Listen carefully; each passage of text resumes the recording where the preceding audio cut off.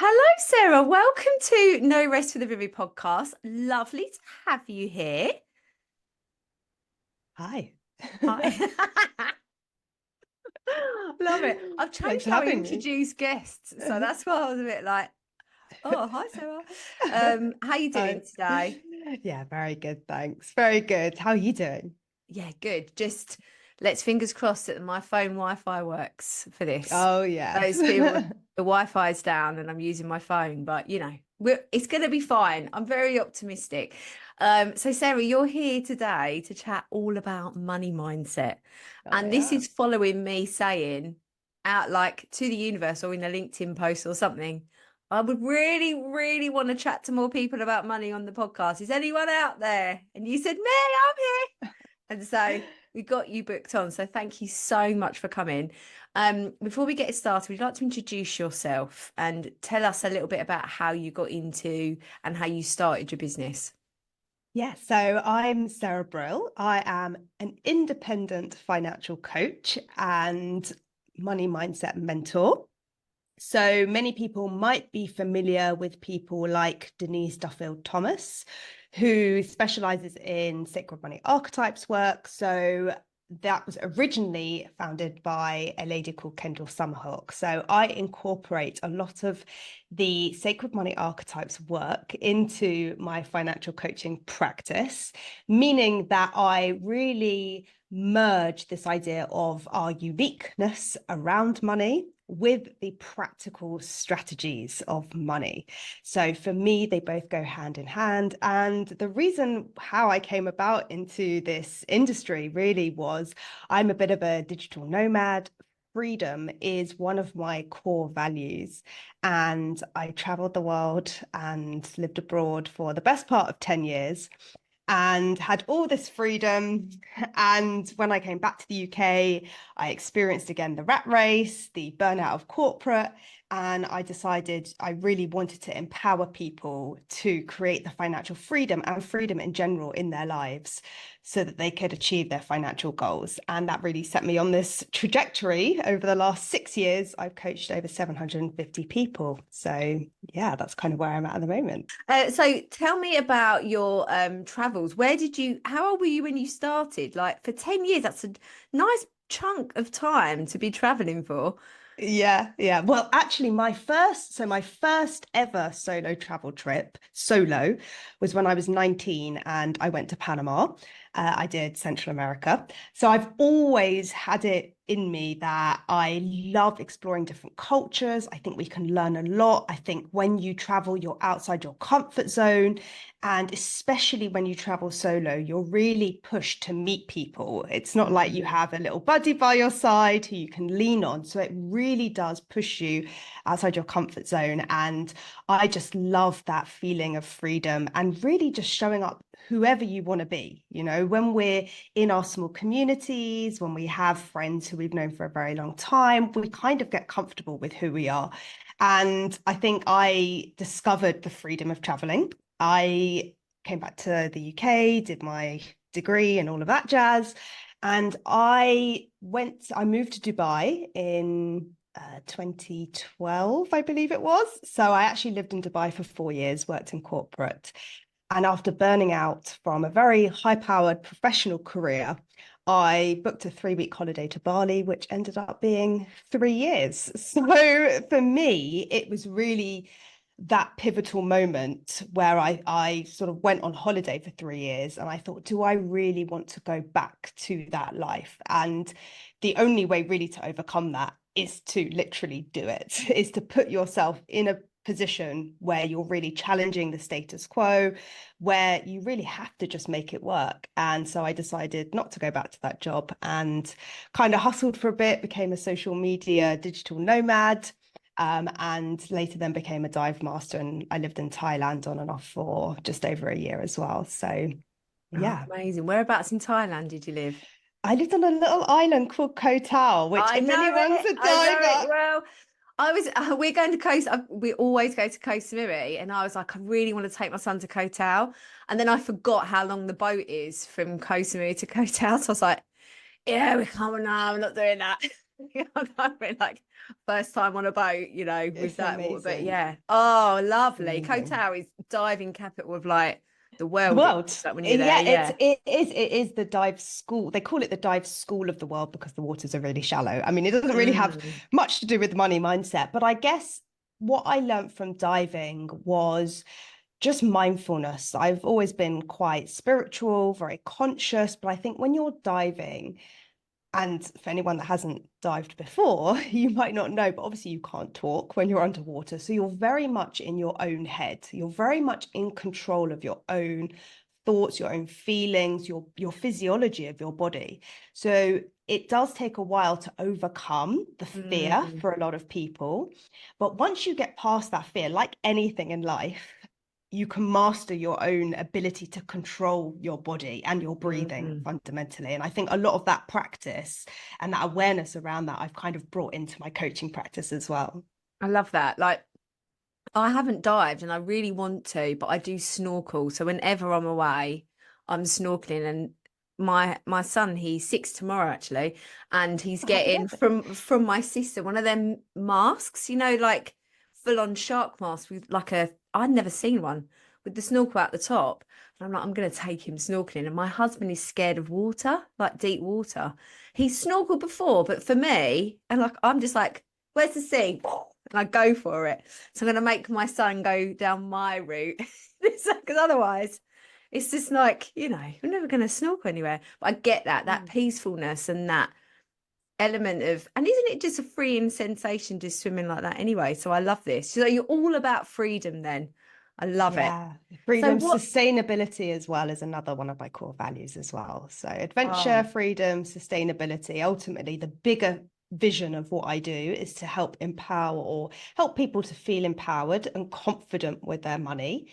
But also in the bigger picture of the world and where we're at right now, I'm very keen on, you know, sustaining this environment that we are for future generations. So I'm very passionate about conserving that marine biology. So probably a slightly different topic, but it's just one of my personal interests beyond who I am, talking about money. yeah, no, but isn't that's the thing? I think that, and again, walking into money mindset now, that idea that we shouldn't be rich because it's taken away from other people, when actually reframing it to, but the more money we have, the more we can help the world. So, you know, that one of those things for me, that was really important. You know, you can't help as many people as you want or the planet if you are poor. If you just don't have the same amount of power, do you? Yeah, it's so true. It's so Yeah. true.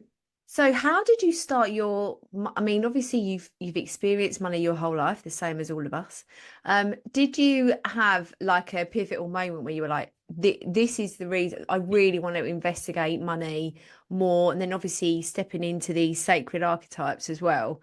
What was it that drew you towards that? And obviously I know that you want to empower people with that, with the power and the reframe of money, but was there a pivotal moment you were like, this is it, this is what I want to do now?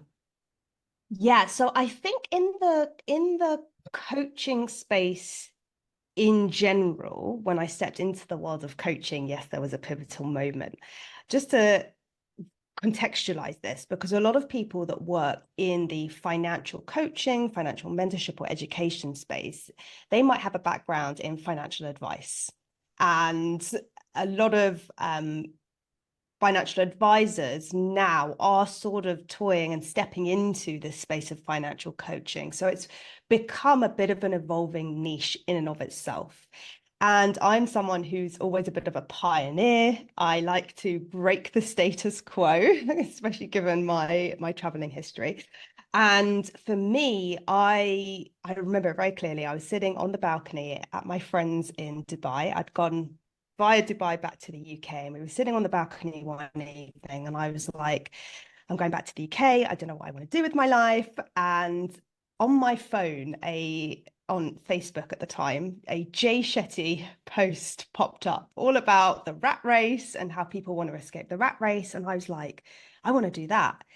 And it wasn't that I went on a search. Actually, I found that things came to me. So I'm someone who tends to follow the signs and synchronicities. And obviously, going down the echo chamber that is social media, I was then advertise a lot of different coaching courses, a lot of different coaching schools. I took the punt and I did a diploma in transformational coaching. So when I came back to the UK, the first thing that I did was do an official diploma certification in coaching. And as I went on that journey and started to launch my own business, I realized there's so much about money and managing money and charging and, how do you actually create financial freedom for yourself? So just to define that for people, because I know that financial freedom means different things to different people. To me, that means having security now and confidence now and doing what you love to enjoy, but also having security for your future. So I was like, it's all very good and well starting a business. We know that it takes a lot of time commitment. We know it can take anywhere between 2 and 4 years to build a profitable business. So how do you then manage your money in a way which allows you to set up the business and have the runway you need to feel relaxed and at flow with yourself in that journey of entrepreneurship? But also, how can you then manage your money? So you're going to scale your own finances. So not necessarily scaling a business, but being able to manage and invest your money in a way that works for you. And that's where financial coaching entered my space at that time. And I actually got certified there's only 4 financial certifications in the UK, and I have now done 2 of them. So it kind of sort of came to me and I became certified. I freelanced for a bit. I worked in-house until the point where I felt confident that I had the skills to then go independent. I don't know if that answered your question. Yeah, no, I love it. Everything else is like. So I said to you before we started, this is you free, you go, babe. You can talk to me about me. Talk to me about whatever you want. I love this. I'm so fascinated by not only when people come onto the podcast about what they specialize in, but also just people's journeys and thought processes and how people come to those decisions. You go, oh, like, this is where I am right now. Because there are some people that will listen to this podcast, and as a result of something that people say, and it could be just one sentence that changes the whole how do you say it? Trajectory of their life in order for them to become the most vivid version of themselves, as well as understanding that sometimes it feels really shit in the messy middle and we've got to go through it and it's okay to do that. So I welcome all of this. It's beautiful. 100%. So tell me about sacred archetypes of money. Have I said it right? Is that what you say? Sacred money archetypes. Yes. Sacred money archetypes. So Right. just to put this into context, so financial coaching is the practical strategic side. So when we break down money, you've got really sort of 3 areas. So you've got money mindset, and that's your beliefs around money, your values around money, how you show up energetically with money, how you handle money and your capacity to receive it and manage it effectively. Then you've got financial coaching, which is really about personal finances. So that's more around, clearing your debts, getting clear on your budget, your spending habits, knowing how to invest for your future, contributing to pensions, investing in property or other ways of investing. And then you've got the business finance piece, which you can replace that with your career or income if you're in a job.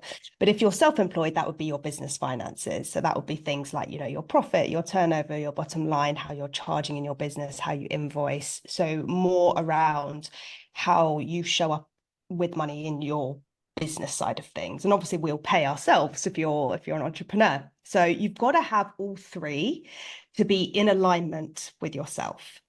And I first stepped into the financial coaching space, so doing the practical stuff. And then I was drawn into the sacred money archetypes. So I'd heard of Denise, her book, Get Rich, Lucky Bitch, is very, very famous. And I went straight to her coach, who is you could say like the mother of all money coaches in the world. So she's got thousands and thousands of people that have done her program. And I got certified in the sacred money archetypes. So for anyone that doesn't know Denise, there are 8 different archetypes. Now, The beauty of archetypes in general, for now, let's just park the money side of things. Archetypes are a formulaic way of us compartmentalizing or labeling who we inherently are. So you could kind of see it a bit like a psychometric test, if anyone knows like Myers-Briggs or human design work, even numerology to a degree. It's all providing a framework. The difference with archetypes is that they are universal language. So ever since even before we had the English language, archetypes are symbolic. So they are going to resonate with anyone and everyone at a soul deep level. So if I hear a couple of sentences how someone feels about money, I'm probably going to be able to pinpoint what their archetype is and what their gifts are and what their sabotages are. So it's a very easy way to provide a framework for people so that they can understand their money personality. And for me, that became the overarching umbrella that brings together these pieces of the puzzle, i.e., our money mindset, our personal finance, and our business finances. Because there isn't a one size fits all with money. I know we try and do that, particularly with the school education. It's like, you should be doing a 50, 30, 20. It's got to be done like this. And I think we all work with money in different ways. Some people find it harder to save. Some people find it harder to earn. Some people find it easy to charge or come up with services.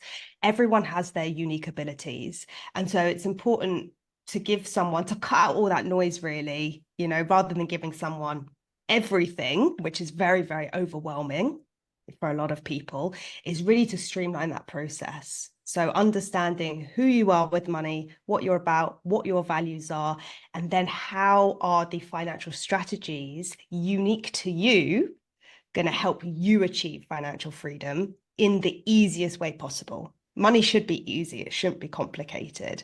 And often we look at other people and how they're managing money. We want to keep up with the Joneses. This person has this methodology. And so we kind of try and do everything, but it doesn't really match us and how we work with money. And that is the point where people don't stick to their budgets. They don't hit their sales targets. They don't pay themselves enough, or they undercharge and overdeliver. And so understanding how your archetype shows up for you can help eliminate all of those blocks and feel confident. So knowing your archetype and knowing where your wins or your powers are and your I've forgotten what you said. What was it you said? Not powers. Values, beliefs? Yeah. And then your sabotaging side of it. So by knowing that, you can change how you see money, what you do with it, and then basically attract more money into your life. 100%. It's all about overflow, attracting abundance. There is a point at which, and I often ask people, what's more important to you than money? Because often we get attached to the money. And I heard another podcast that you did recently with a lady called Sarah, and people get very attached to the money itself. But when we dig a little bit deeper, a lot of people you'll hear say it's not about the money. They're probably alchemists, maybe nurturers. But that in and of itself, the language we use about money, is reflective of our archetypes. Money is the root of all evil. We've all heard that one before. That's probably Alchemist. Money doesn't grow on trees. That's probably Accumulator. So the stories that we have about money shapes our archetypes. So who we are inherently with money is who we are. Someone asked me recently, can my archetype change? It can't. It's going to stay the same throughout your life. So we have a top 3. Now, I think the thing that's more important to us than money, that is our values.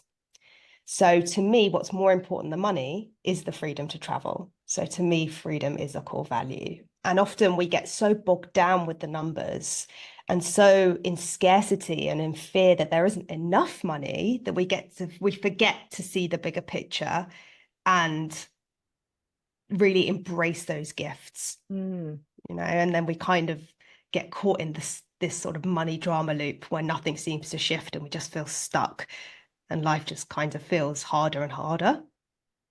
And then that might manifest when we have arguments with our partners or arguments with our friends or family about money, or, might avoid even following up with a potential client.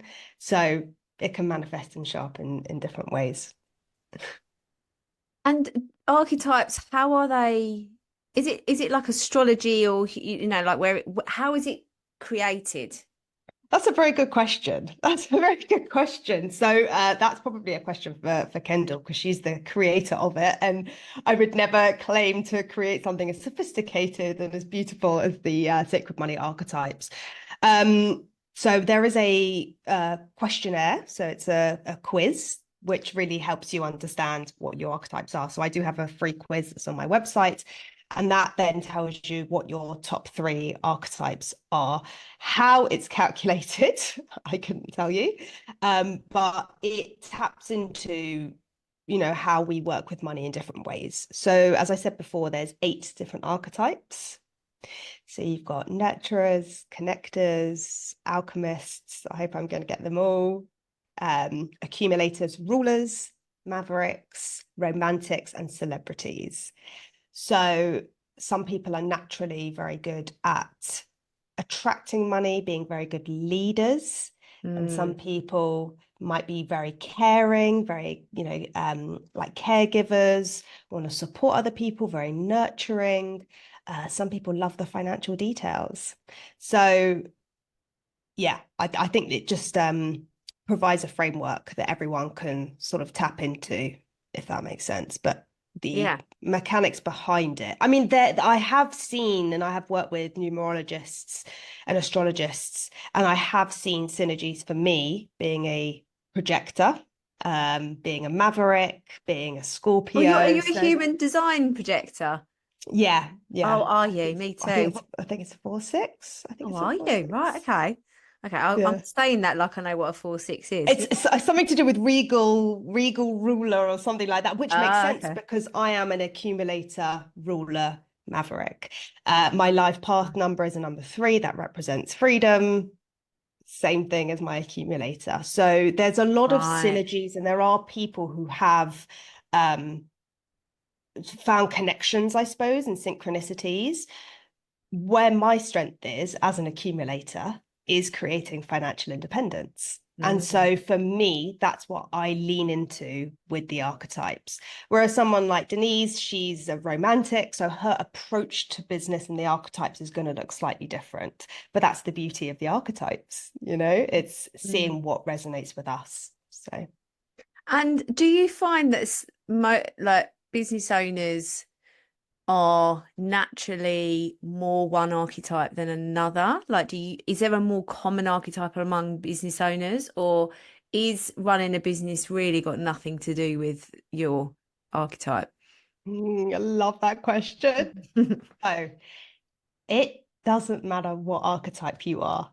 Everyone has the ability to be successful with money in whatever capacity you want it to be. That is like fundamental. Now, what I notice is obviously we are all unique. The way that you run your business, even if there was someone else who did exactly the same thing as you, if they had a different archetype, they'd run their business differently. So the language that I use in my business as a financial coach and money mindset mentor tends to attract people who are accumulators, people who are rulers, mavericks, but less so romantics, which I find very interesting. So now over, a few hundred people have done my quiz, so I'm able to see who I am resonating with. And that in and of itself can help us to lean into our strengths more. So if there's a particular person that you like to work with, understanding your own language and how you call in people is going to be more magnetic. So being an accumulator, I'm very good at creating financial independence. So I tend to attract celebrities because they might find it harder to create financial security. I also attract accumulators because I now invest. So I've overcome that hurdle of understanding the stock market and the fear of gambling and what that looks like. And so people who maybe want to learn about how to invest their money are also attracted into my world as well. So there are some, I'm not saying I exclusively work with our different archetypes. It's more so just understanding, yes, anyone can be a business owner. It's just how we run our businesses might look different. And we can tell that from, like, you know, celebrities across the world. You know, Beyonce and Taylor Swift have very different archetypes, you know. So, I mean, to make a guess, you know, Taylor Swift is probably a Maverick. She likes to break the mold, whereas Beyonce is the ultimate celebrity, right? So she might be more a celebrity archetype. So, you know, the way that we operate in business might look very different. Okay, this is really interesting. So I remember doing this quiz. I was just trying to look at my emails to find where it was, but I've had a deep clean of all my emails, so I don't know. So I'm going to do the quiz. I'm going to do your quiz, but I'm really interested. Like, what are like the key differences between? I mean, I know you're saying, oh, I can when I speak to people, I can sort of guess what they are, and obviously you are in this all the time. But what are the key sort of what is the word that I'm trying to find? Maybe like Like the yeah, common themes, yeah, or like the like the thing, yeah, the common. comment, that's it. That's it. Of each of the different archetypes, because I'm really interested in like how different when you're talking a romantic, is it a romantic? Did you say romantic and a maverick? How different those two archetypes sound, but how different are they in actual application? Yeah, yeah, very good question. So, because we are a combination of we all have a bit of everything, first of Okay. all. It's not like, you know, we just have one archetype. We all are collectively have this human experience where potentially we are very good at some things and not as good at other things. Mm-hmm. And so, where we feel the most resistance is where we actually need to grow. It's just, you know, how early on we face that challenge, how adept we are, and how you know, how quickly we want to overcome that is where we're going to achieve our most growth and achieve financial freedom. So the longer we sit in that avoidance of our shadow side, is what we call it, the further we are going to be from achieving our goals. So the idea is we want to achieve those goals as quickly and efficiently as possible in alignment. So in a way that feels synchronized with us. So I just took out, there are actually cards, although I don't know if anyone can actually see if it's just audio, but celebrities are very good at attracting business. They're natural born leaders, very confident, very charismatic. But their shadow side is that maybe they compulsively spend money, or sometimes can value status above creating financial security. So, for example, might buy the latest Birkin handbag, the nicest car, because that is what they value and that is what inherently makes them feel good. So Right. for them, it's creating that balance. Now, we all spend for different reasons. So whilst a celebrity might spend for status, a nurturer is very, very generous. That's their strength. Very generous with time, very generous, very patient, probably, very good at sort of, I'm trying to think of the word, giving value, very loyal. But the challenge of that is that maybe they feel like a bit of a rescuer.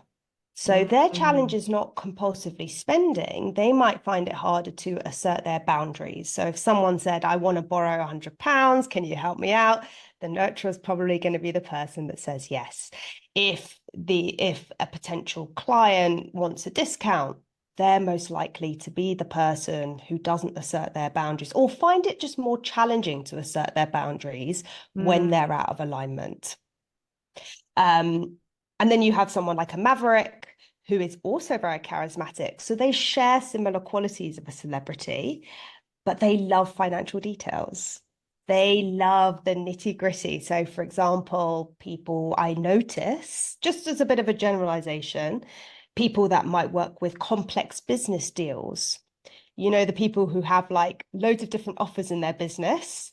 And then you look at the offers and you get really confused and overwhelmed. And there seems to be a lot of work that's gone into the details of each of the offers. So for them, that comes very naturally and it makes Right. total sense. For someone like a connector who does not like the financial details, they're not going to get it. It's not going to resonate with them. So a Maverick's strength is being able to structure these really complex deals. And so they might actually be people who are very good, let's say, at sales. So they might be like a sales coach, or, you know, they might work as an accountant, or, you know, someone who's good with money. But they tend to gamble with their financial security. So something that I tend to notice, just as an example, this is not like a flat line rule, but more just a generalization of what I've noticed, is that Mavericks tend to make risky investments. So they might not feel financially secure, even though they're very good at making money. But that's more so around the way that they structure their finances. So they probably don't like a budget. They don't want someone to tell them what to do. I'm a Maverick, that's my third one. So it makes sense why I went traveling, because I don't want to work for someone who's going to tell me what to do, give me a glass ceiling. And so they're like the inner rebels with a cause. They're going to rebel against it. So what I tend to see is they don't stick to their budget. They probably have money, but instead of keeping a little bit of an emergency fund or a bit of a freedom fund, they might go and invest it in like crypto, right? Something which is quite risky, or seen as quite risky by some people. I mean, I could go on and describe each of them if you want me to, but this is just to give you a sense. I'm desperate to. I'm really Okay, maybe people will be like, that I've deleted that email, because I'm like, I want to know what mine is. I should have done it before we started speaking. This is the beauty of having a podcast, that you get this stuff. Well, one of them you might be like, this sounds like me, because often we do resonate with the language. So what's really interesting, so alchemists are the inner idealists. So they are very good at creating ideas. You know, the people that maybe have like 6 plates spinning at once, kind of like this is warming up to sound a bit and flow, like between different ideas. So maybe they try and like monetize lots of different areas of their business, although rulers can do that as well. But it's more that they see the possibilities. They are transformational. They see someone, they see the idea that they have, and they want to champion them. They're the people who are more about the social cause than the money itself. But they have a very interesting relationship with money, because they're the only archetype that has a love-hate relationship with money. So they kind of probably go through periods where they're really on top of it, really love it, and then other days where they're just like, I don't even want to look at my money. Probably at times, you know, maybe if the deal hasn't gone through, if they've got some kind of rejection and someone said, no, now isn't the right time, they might hide behind that, or not asserting themselves enough to actually charge, because they tell themselves it's not about the money. I don't need the money. You know, it's not really about that for me. It's more about the social cause. But the gift is that they are very good at championing people and seeing possibilities. Downside of that means that they sometimes have to rely on other people for financial support. So they might take out loans, they might borrow money, maybe feel a little bit judgmental about money. We all get that, though. We to some degree, we all have that feeling where we go on Instagram and we see someone making, I don't know, 100K weeks, and you know, that little light bulb's like, is that true? Are they actually doing that? You know, I think I've got a lot of this alchemist in me, Sarah, from what you're saying. Because I do that. I had a conversation the other day about how I don't talk about how much I bring in, because I feel like it's a really, and this is my personal opinion, but I was saying it's on a live, saying I think money, talking about money in your marketing is just doesn't show what your magic. It doesn't actually show transformation, because like you say, like you can make money one way, but you can make money in different ways. And it's about the quality of life for me. And this amazing woman, Lisa, she's actually been on the podcast. She said to me, she's like a dream client. She said that she wanted to work with me. And I'm basically slugging off the waking market. And I was like, oh, So sorry, Lisa, I didn't mean it by that, but it's not about it's not about a toxic thing for me. It's just that I don't want to I don't want to attract clients just for the money that I can bring in. You know, Yeah. like there's more. So yeah, I love money. I love money. Grew up with none of it. So I've always got this like thing. I'm very good. I'm getting better at throwing away food. It's one of these things. I think like just coming from poverty, you don't ever throw anything away because it's like, you know, you might need it or something like that. Mhm. But that really wasting, oh, it just triggers me. And I have to just be going like put food in the bin, going plenty more where that came from. You've got cupboards full of food. It's all good. And it's all, I've been doing some shadow work actually. And for me, it's all about food. Money is food. So it shows how hungry, I mean, not to get the violin out, but it shows how hungry I was as a kid. Because it's like a thing in my head that the more I'm wealthy, if I can feed people in abundant, like anything, I want to just go out and be like, I'm gonna get dinner. I'll bring the food. When someone says, "Oh, I'll say, oh, I'll bring lunch." I bring so much with me. I'm like, yeah, come on. It's all about the food. It's all like my son's birthday party on Saturday. It's all about the food and what it's gonna look like, and like.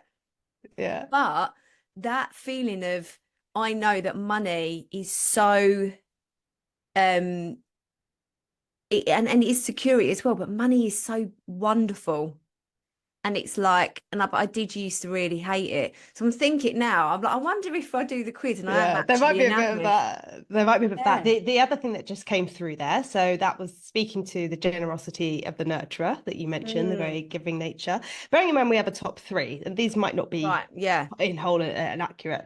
The other one that possibly could show up is accumulator. And I Mm, do see a lot of alchemists who have an accumulator in their top three as well.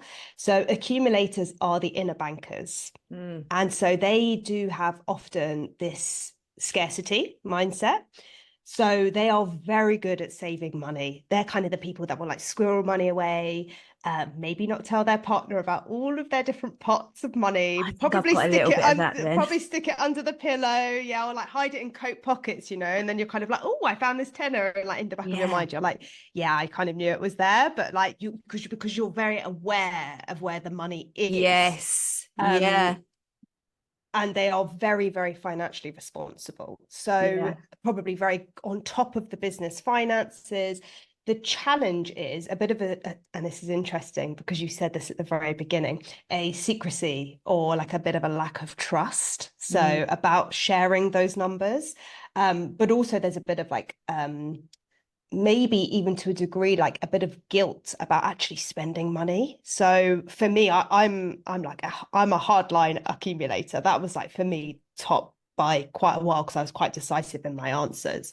But I never really treat myself. I'm a very good saver, hence why I could travel the world for, the best part of 5 years. But that was me, I went through a time where I had the nice car, I had the nice handbags, I lived in Dubai. It's kind of like part of living there. mm, So you could say it was a bit out of character for me, naturally, in terms of my archetypes. But once I realized actually, for me to pay for a massage, that's actually going to make me relax so much more and I'm going to feel so much more at ease. And just that investment in myself, not even about a stock market, just investing in myself to feel good is actually going to pay off tenfold than it is having that money in the bank and not really doing much. So yeah, the challenge of the accumulator might be they don't invest in themselves mm. or take risky enough investments to actually either scale their business, to create that future financial freedom for themselves. So what I notice is they might not invest in the stock market because they see it as a little bit risky, a little bit like gambling. And maybe there's like a fear of like, where is that next paycheck going to come from? So there's that sense Mm. of hoarding that money. And like you said, how we do money is how we do everything. So, Yeah. that could show up in the way that we, have the rotation of our food stocks. Or the other thing I notice is like clothes. How often do we actually clear our wardrobes out and have a refresh? It's all linked. So you might notice the pattern of how that shows up with your money, but also how it shows up in other areas of life as well. So that's the accumulator. So maybe that comes up. And I'm just top lining this, by the way. There's so much more to this. It's like a full 90-day program. So no, I'm this loving is like it. top Love level. it. Love it. Love it. Love it. But this is the thing. There's This is three why we're more, going to yeah. put put your quiz in the show notes, and then people can go and find out. Have you told me about ruler yet? Yeah, so there's three more. There's ruler, Go for it. romantic, and connector. I'm loving this, by the way. I could talk about this all day. But Yeah, the go rulers, for it. and look, I mean, for people listening to this who's maybe wondering, like, oh, I don't know if any of these do sound like me, you might actually notice that people in your life, if it's not you yourself, you might notice your friends have certain characteristics, your partner might have certain characteristics, even your children, right? Because the way that they bring up, they might be the same as us, or they might rebel completely against what we tell them to do, and they might be something else completely entirely. So just, I guess, as I'm saying this, you can start to notice, if you see some kind of synchronicity in the way that you do things or other people.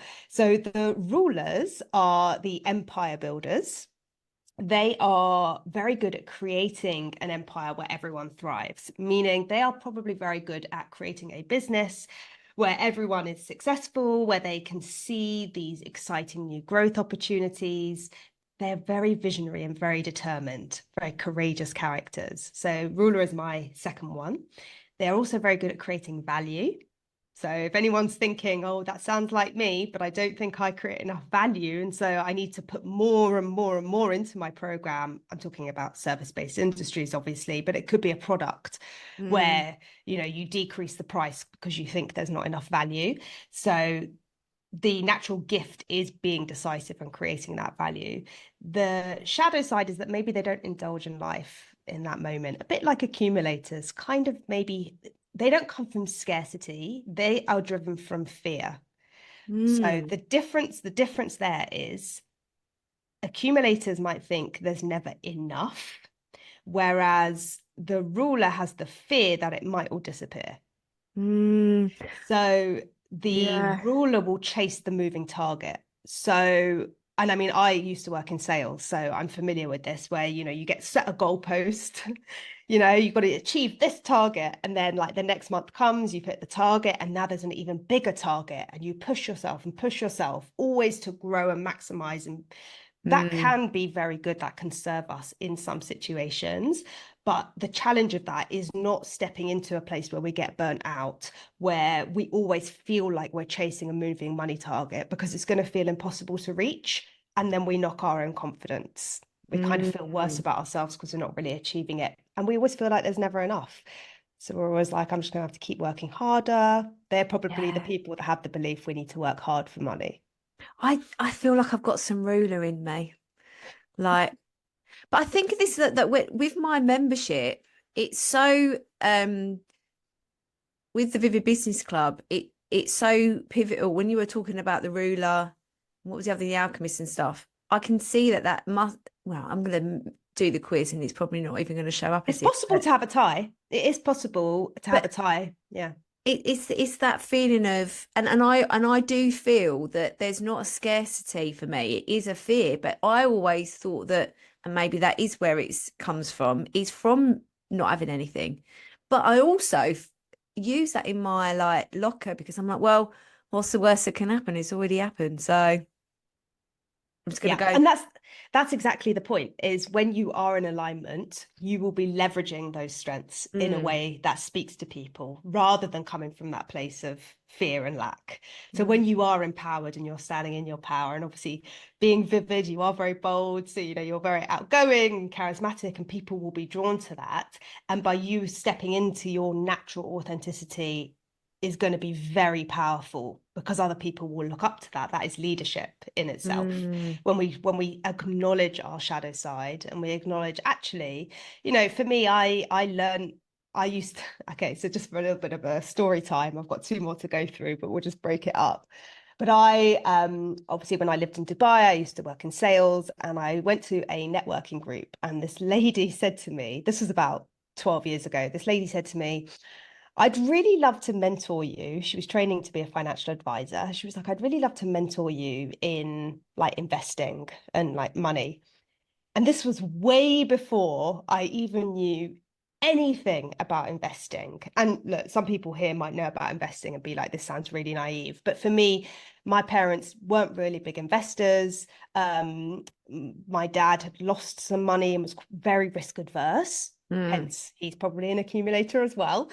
And one day we sat down in her office. I took up her offer. We sat down in her office. She showed me a graph. She showed me a graph, a little chart of what compound interest looked like. And I Mm. remember looking at this graph being like, what the hell is she talking about? Like, what is compound interest? Like, why can't I just put my money in the bank where I know it's safe? Like, why do I need to like do this thing that she's telling me to do? I honestly, I had no idea. It just went completely over my Mm. head. I had not a Scooby what she was talking about. And look, if I would have invested 12 years ago, back then, I would be so much wealthier than I am now because I would have had those 12 years where that money would Mm. have compounded. But I wasn't ready to hear it yet. No. And I think until I became a financial coach, learned about investing, and then did the sacred money archetypes work, and then I realized I'm an archetype, an accumulator, that was when the switch hit. It wasn't even when I started investing, it was when I properly understood why I was avoiding investing. That's the difference because we don't know Mm. why we do what we do until we really understand ourselves. So for me, it was like by that point, about 5 years ago now, I started investing and I was like, oh my goodness, now my investments are up 40%. Why was I not doing this before? And then I discovered, I'm an accumulator. So I'm risk Mm. adverse. The strength of that and is that I take financial responsibility. And when I make those investment decisions, it is a very educated decision. And I'm very respectful with money. I'm very respectful with other people's money. And so for me, that's authenticity. So Mm. understanding that has empowered me more to both do what I do, but also to feel confident with investing, both in myself and, financially as well. So, yeah, sometimes it's a combination. We're not quite ready to hear the archetypes. We can kind of see the pattern ourselves. We might know, oh, I really can't stick to a budget. I have a problem with spending, but we don't know why.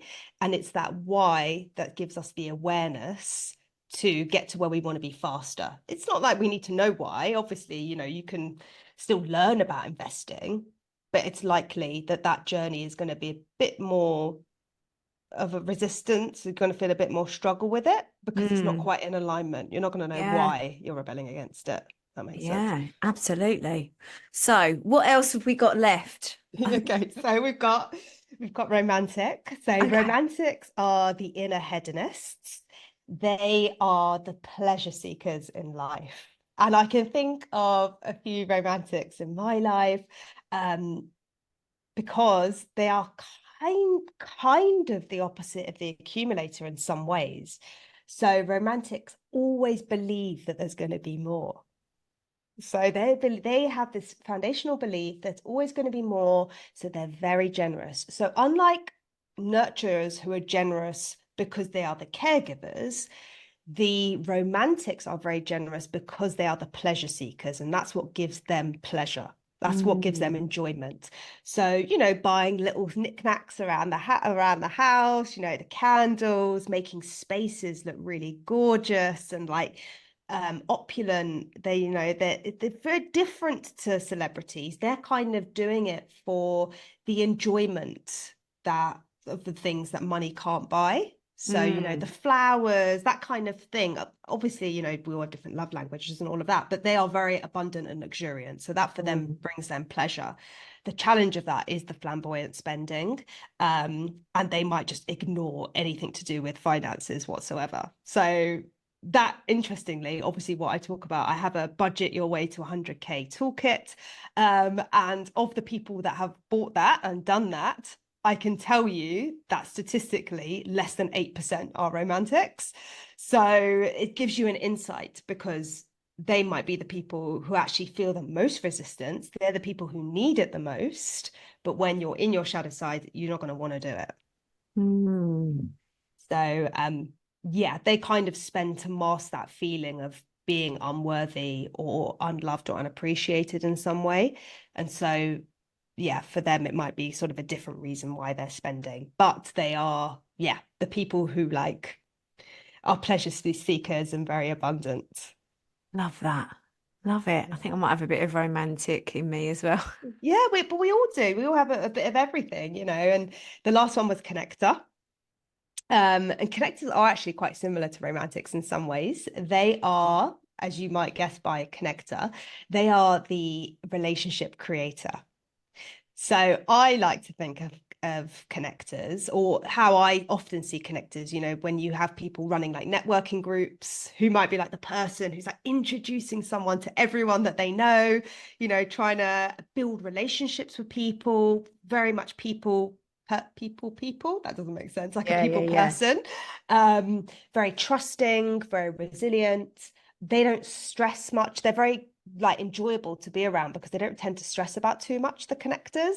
They're kind of like have this faith and optimism, everything's going to be okay, a bit like the romantic who's like, you Mm. know, there's going to be more money. But the connectors are more like everything's going to be okay, they value these relationships, but they do lack financial independence beneath the surface. So they might give off the bravado that they're very optimistic, but inwardly might feel very shameful or guilty about actually their financial situation.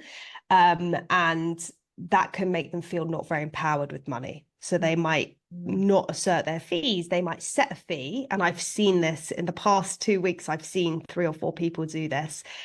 Do not decrease your prices if you've set a price. It does not display integrity when you do that. Even if you think you've overpriced it, add more value rather than decrease the price would be my suggestion. But often what I notice is someone might say something's £200 and then a week later get the fear that there isn't someone going to buy it. So then they drop the price. And then people go, well, hang on a minute, that's a bit disingenuous. So people like the accumulators or alchemists might see through that. So you do have to be a little bit careful about this shadow side of not feeling empowered with money. And connectors might get a bit overwhelmed by the basic financial details as well. And that's absolutely fine. You know, it's not a challenge to do that. It's just to say that, okay, we feel overwhelmed with the financial details. Who can I hire in my business or my personal finances that's going to help me? So I can be seen as an extension or an arm in your business or your personal finance life who's going to support you. So you might have your accountant who's going to do all those numbers that you don't want to do. And then someone like myself will give you the tools and the framework to work through that. So it's not to suggest that if you're in a connector, you're not good with money. It's just that when you're not in alignment, that's when your lack of financial independence will manifest itself. Wow. Blow my mind. I'm like, I've loved, like, I love it. I love it. just I'm looking at not. the time. Have you seen the time? No, It's how long? time forward. I haven't actually. But these are the I love doing episodes like this where you just get lost in that subject and it's so in depth. What you've given in this episode is just so much brilliance that people are going to go now and be like, right, what is my archetype? We're going to put that link of your quiz. I hope it's a lead magnet. I'm guessing it gets the Yeah. Yeah. into the show notes. Then you can everyone can find out their archetypes. I've got to go and tell the whole of the Vivid Business Club all about this as well and my mastermind, because yeah, I think it's just it's amazing. And I've just got this is credit to you, Sarah. I have I've know who Denise Stuffield Thomas is, and I've seen all this archetype stuff, and I've done the quiz, but it hasn't gone in. But it did go in today. Yeah, but maybe you weren't ready to hear it. There was a this Yeah. is what I mean by signs and synchronicity. So when we talk about the energy of money, often, or just energy in general, we know, and obviously, you know, I'm assuming most of your listeners are female. Mm. There's an idea that's going round, as a lot of ideas do, that the masculine energy of money is all about giving, giving, giving. You know, sales is, I don't want to say pushy, but it's like outward. It's like that Mm. energy of like projecting onto someone. Whereas the female energy is very much sitting back and relaxing into it. And what's so interesting for me, and you know, I've managed to create a successful business. I've been self-employed as a financial coach since January last year. Now, the only reason why I've been able to do that is because I am able to create financial independence for myself. I enjoy looking at the numbers and I provide a lot of value for people. So when I step into that strength, that's how it's become easy for me to run my business.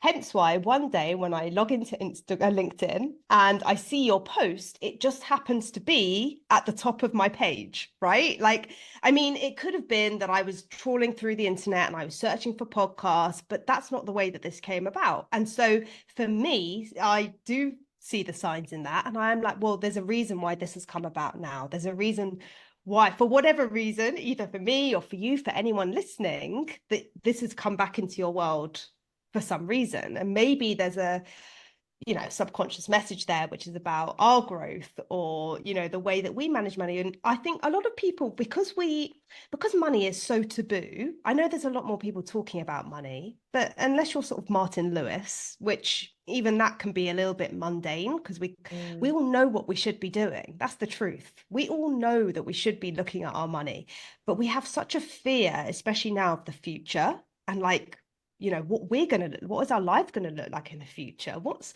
the planet going to look like in the future? There's like this existential crisis that comes with that, not only for ourselves and getting grey. Don't look at my grey hairs, but I'm due as well. Yeah, we don't want to think about the future. And I think for a lot of us, there is that block that then stops us from performing to our best potential because we're kind of like we're doing that pushing thing of like trying to find the mechanism that works rather than sitting back, relaxing into it and going, right, I am the most important. How do I make myself feel rock solid, unshakably financially secure? So I'm not feeling guilty that, my husband's paying all the bills and I have to borrow money to put petrol in the car because actually my business is thriving and I can treat my kids if I want to without the permission of someone else. And, selling is very different I'm going on a tangent, but selling is very different for men and women. When I speak to women, they might be like, well, I need to go and check with my partner. Whereas when you talk to a man, they'll be like, yeah, sure, I've made the decision, and there still seems to be this decision-making process where other people are involved. But when we take ownership, when we invest in ourselves and we back ourselves, both energetically with money, but also within ourselves inherently who we are, we're like, yeah, I'm all in, I'm going to make my business work, I want a better life or future for myself, and so I'm going to learn how to stick to my budget, or I'm going to learn how to invest because I know it's going to benefit me.